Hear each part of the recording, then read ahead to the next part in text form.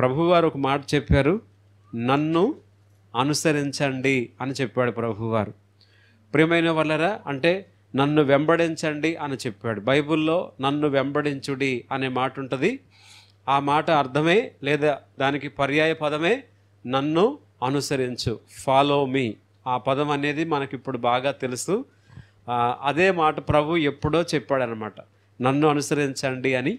అలా అనుసరించండి అని చెప్పగానే నిజంగా శిష్యులు ఆయనను అనుసరించారు, ఆయన కొరకు జీవించారు. అంతేకాదు ఆయన కొరకు మరణించారు. దేవునికి స్తోత్రాలు కలుగును గాక. అంత గొప్పగా ఈ లోకంలో జీవించారు ఆయన శిష్యులు. అలాగే మనము కూడా ఉండాలనేది దేవుని కోరిక. మనము కూడా ఆయనను అలా అనుసరించాలని ప్రభువు చెప్తున్నాడు. పోయిన వారం మనం చూసిన ఆ సంఘటన ఏంటంటే, అసలు అనుసరించడం అంటే ఏమిటి అని 3 విషయాలు మనం చూసాం.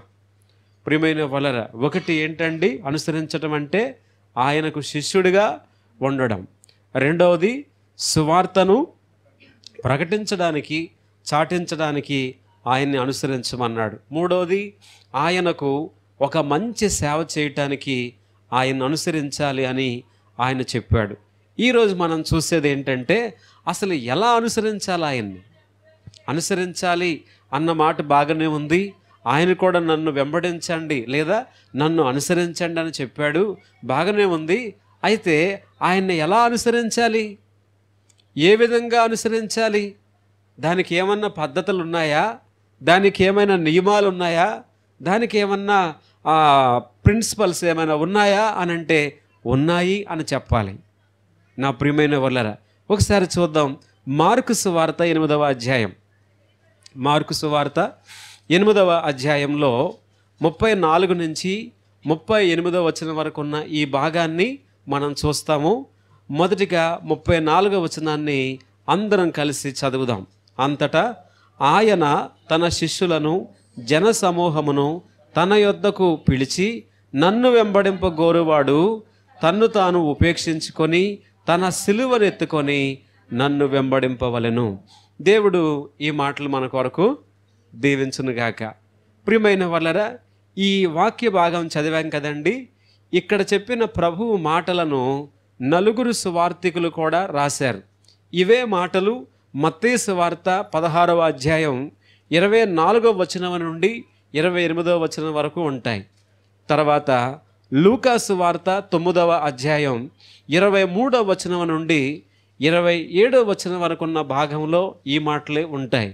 కాస్త వేరుగా చెప్పినా ఒకే భావం వచ్చేలాగా, అంటే చివరికి నన్ను వెంబడించండి లేదా ప్రభువుని వెంబడించాలి అన్న భావంతో యోహాను సువార్తలోని 12వ అధ్యాయంలో 24, 25, 26 వచనాల్లో కూడా మనం చూస్తాం.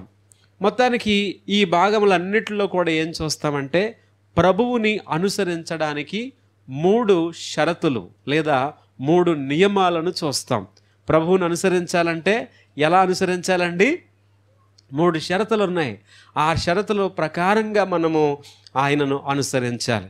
అయితే మనం ఎలా అనుసరించాలి, ఎందుకు అనుసరించాలనేది ఒక జరిగిన సంఘటన మీకు చెప్తాను. 2017లో విజయవాడలోనే ఒక పాస్టర్ సెమినార్ జరిగింది, ఒక స్పెషల్ సెమినార్ జరిగింది. అయితే మాకు టీచ్ చేయడానికి గోవాలో బైబిల్ టీచర్గాను పాస్టర్గాను ఉన్నటువంటి దైవ సేవకులు జేసన్ జోబ్ అనేటువంటి ఒక దైవ సేవకులు వచ్చారు. ఒక వీక్ అంతా ఆయన టీచ్ చేశారనమాట. అయితే ఆయన ఈ అంశం గురించి, ఈ మాటల గురించి ఆయన కూడా చెబుతూ, ఆయన తన జీవితంలో జరిగిన ఒక యథార్థమైన, ఆయన నేర్చుకున్న ఒక పాఠాన్ని చెప్పాడు. అదేంటంటే, గోవా బీచ్లో తను, తన భార్య, అలాగే మరొక సోదరుడు పాస్టర్ గారు, వీళ్ళు ముగ్గురు వాళ్ళ అబ్బాయితో కలిసి ఆ బీచ్లో మాట్లాడుకుంటూ వస్తున్నారు. ఈ మాట్లాడుకుంటూ వస్తూ ఉంటుంటే వాళ్ళ చిన్న అబ్బాయి ఈ పాస్టర్ గారి వెనకమాల వస్తున్నాడు. ఎలా వస్తున్నాడో తెలుసా? బీచ్లో నడిస్తే ఏం జరుగుతుందండి? అడుగు జాడలు అనేవి ఇసుక మీద ఉంటాయి కదా. ఈ చిన్న అబ్బాయి ఏం చేస్తున్నాడంటే, వాళ్ళ నాన్నగారి అడుగు జాడల్లో అడుగు వేసి నడుచుకుంటూ వస్తున్నాడు. ఆ తర్వాత జేసన్ జోబ్ గారు ఎక్కడున్నాడని ఇలా వెనక్కి తిరిగి చూసేసరికి ఏం చేస్తున్నాడు? ఆయన అడుగుజాడల్లోని వాళ్ళ అబ్బాయి నడుస్తున్నాడు. నడిచినప్పుడు చాలా సంతోషం అనిపించింది ఆయనకి. కానీ ఇంటికి వచ్చిన తర్వాత ఆలోచనలో పడ్డాడు. నిజమే కదా, నా అడుగుజాడల్లో ఎవరు నడుస్తున్నారు? నా కొడుకు నడుస్తున్నాడు. అంటే నేను ఎలా నడిస్తే నా కొడుకు అలా నడుస్తాడు. నేను గనక మంచి మార్గంలో నడిస్తే నా కొడుకు మంచి మార్గంలో నడుస్తాడు. నేను గనక దారి తప్పి తప్పటడుగు లేస్తే వాడు కూడా తప్పటడుగు లేసే అవకాశము ఉంది. ఎందుకని? వాడు నన్ను ఫాలో అవుతున్నాడు. ప్రతి పిల్లలు కూడా ఎవరిని ఫాలో అవుతారు? తల్లిదండ్రులనే. మీకు తెలుసా, పెద్దవాళ్ళు అయిన తర్వాత సినిమా యాక్టర్కో, క్రికెట్ స్టార్కో, లేదంటే ఒక రాజకీయ నాయకుడికో ఫ్యాన్ అవుతారని అలాగ అవుతారు కదా. కానీ వీళ్ళందరూ లేకముందే ఒక ఒక ఒక మనిషి చిన్నప్పటి నుంచి కూడా ఎవరిని చూస్తారో తెలుసా అండి? వాళ్ళ నాన్నే ఆయనకి హీరో, వాళ్ళ అమ్మే వాళ్ళకి హీరో. కాబట్టి నా ప్రియమైన వాళ్ళరా, వాళ్ళు ఏది చేస్తే పిల్లలు అదే చేస్తారు ఖచ్చితంగా. ఇక్కడ చూడండి, మనము కూడా క్రీస్తును అనుసరించడం అంటే ఏమిటో తెలుసా అండి? క్రీస్తుని మార్గదర్శకంగా చేసుకొని ఆయన అడుగుజాడల్లో నడవడమే ఆయనను వెంబడించడం. అర్థమైంది కదా? కాబట్టి ఎలా ఆయన అనుసరించాలి? మరి శ్రేష్టమైన కొన్ని తలంపులు ఉన్నాయి, వాటిని మీ ముందు ఉంచడానికి ప్రయత్నం చేస్తాను. ప్రియమైన వాళ్ళరా, క్రైస్తవులందరూ క్రీస్తు అనుచరులు కాదు, గుర్తుపెట్టుకోండి.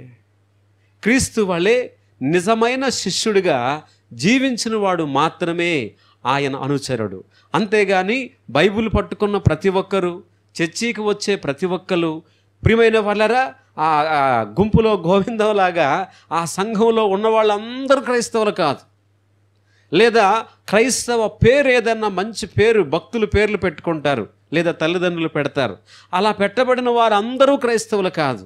క్రీస్తు వలె జీవించిన వారు మాత్రమే క్రైస్తవులు లేదా క్రీస్తు అనుచరులు అని మనం అర్థం చేసుకోవాలి. తర్వాత ఆ శిష్యుడిని మనం ఎలా గుర్తించాలి? ఈ వ్యక్తి నిజమైన శిష్యుడు, ఇతడు క్రీస్తు అనుచరుడు, లేదా ఈ వ్యక్తి, ఈ కుటుంబం, ఈ సంఘం క్రీస్తును అనుసరిస్తున్నారు అని మనం ఎలాగా గుర్తించాలంటే వారిలో సమూలమైన మార్పు కనబడుతుంది. ఏ మార్పు అండి? అంతకుముందు వారు పాత జీవితానికి, క్రీస్తు దగ్గరికి వచ్చిన తర్వాత ఈ జీవితానికి ఏం కనబడుతుంది? సంపూర్ణమైన మార్పు కనబడుతుంది. సమూలమైన మార్పులు కనబడతాయి. వారి మాటల్లో మార్పు కనబడుతుంది, వారి చేతల్లో మార్పు కనబడుతుంది, వారి ప్రణాళికల్లో ఏం కనబడుతుంది? మార్పు కనబడుతుంది. ఇలా వారు ఎక్కడున్నా, వారేం చేస్తున్నా సరే వారిలో మార్పు కనబడుతుంది. ఎప్పుడు మనతో ఉన్నవారు మనల్ని అడగాలి, ఏమిటి ఈ రోజు నుంచి లేదా ఫలానా రోజు నుంచి నీలో ఒక మార్పు అనేది నాకు కనబడుతుంది, ఏంటి కారణం అని మన పక్కనున్నోళ్ళు అడగాలి. అది మార్పు అంటే. ప్రియమైన వాళ్ళరా, క్రీస్తు దగ్గరికి వచ్చిన వాళ్ళలో కూడా ఏం కనపడాలి? క్రీస్తుని నిజమైన శిష్యులని ఎవరిని అనగలమంటే ఈ మార్పు అనేది వారి జీవితాల్లో కనబడినప్పుడు. ఇంకొకటి ఏంటంటే, మరొక తలంపు, యేసుక్రీస్తు ప్రభువారు మనకి రక్షణని ఉచితంగానే ఇచ్చాడు. ఈ మాట గుర్తుపెట్టుకోండి. కానీ ఆయనతో నడవటానికి, ఆయన్ని అనుసరిస్తూ ఆయన శిష్యుడిగా జీవించడానికి మనము వెల చెల్లించాలి. అది ఉచితం కాదు, అది ఖరీదైంది. ప్రియమైన వాళ్ళరా, అది మనం చెల్లించలేనిది కాదు సుమా. మనం చెల్లించలేనిది ఆయన చెల్లించేశాడు. అదే రక్షణ కొరకు రుసుము లేదా మూల్యం. అది మన తలకి మించిన భారం. మనం మోయలేని భారాన్ని ఆయన మోసి మనము చెల్లించాల్సిన ఆ మూల్యాన్ని ఆయన చెల్లించాడు. అయితే ఇప్పుడు ఆయనతో మనం నడవాలంటే అది ఉచితమైనది కాదు. అది ఎలాంటిదండి? ఖర్చుతో కూడుకున్నది, ఖరీదైంది. ఎవరికి పెట్టాలండి ఆ ఖర్చు? పాస్టర్ గారికి ఇవ్వాలా, లేదా చర్చికి ఇవ్వాలా, లేకపోతే ఇంకెవరికన్నా ఇవ్వాలా? కాదు, ప్రభువుకే ఇవ్వాలి. ప్రభు కొరకే జీవించాలి. ఆ జీవించటమే విలువ అని ప్రభు చెప్తున్నాడు. దేవుని స్తోత్రాలు కలుగును గాక. ఇలా ఇష్టపడుతున్నారా? ఇలా ఇష్టపడితే గనక అక్కడ 3 షరతులు ఉన్నాయి, 3 నియమాలు ఉన్నాయి ఈ భాగంలో. నా ప్రియమైన వాళ్ళరా, యేసును వెంబడించాలంటే, యేసును అనుసరించాలంటే అది వెలతో కూడుకున్నది. అందుకని యేసు ప్రభువారు 34వ వచనంలో ఏమన్నాడు చూడండి. తన శిష్యులను జన సమూహమును తన యొద్దకు పిలిచి నన్ను వెంబడింపగోరువాడు అన్నాడు. అంటే యేసు ప్రభువారు బలవంతం చేస్తున్నాడండి? ఎవరిని బలవంతం చేయడం లేదు. గమనించండి, ఇక్కడ ప్రభు యొక్క పిలుపు ఎంత స్పష్టంగా ఉందంటే, నన్ను వెంబడింప కోరినవాడు. ఎవరైనా అవ్వచ్చు, వాళ్ళ శిష్యులు అవ్వచ్చు, జన సమూహంలో ఉన్న వ్యక్తులు అవ్వచ్చు, ఆనాడు అవ్వచ్చు, ఈనాడైనా సరే, ఎవరైనా సరే ఆయనను వెంబడించడానికి ఆయన ఎప్పుడు కూడా బలవంతమో చేయట్లేదు. అది మొదటిగా మనకు అర్థం అవ్వాలి. ఇక్కడ చూడండి, నీ అంతట నీవే ఆయన మీద విశ్వాసం ఉండి, ఆయన మీద నమ్మకం ఉండి, ఆయన శిష్యుడిగా జీవించాలనే తాపత్రయంతో గనక నీవు ఉంటే ఏం చేయాలో తెలుసా? 3 షరతులు ఉన్నాయి. ఆ షరతులను పాటించాలి.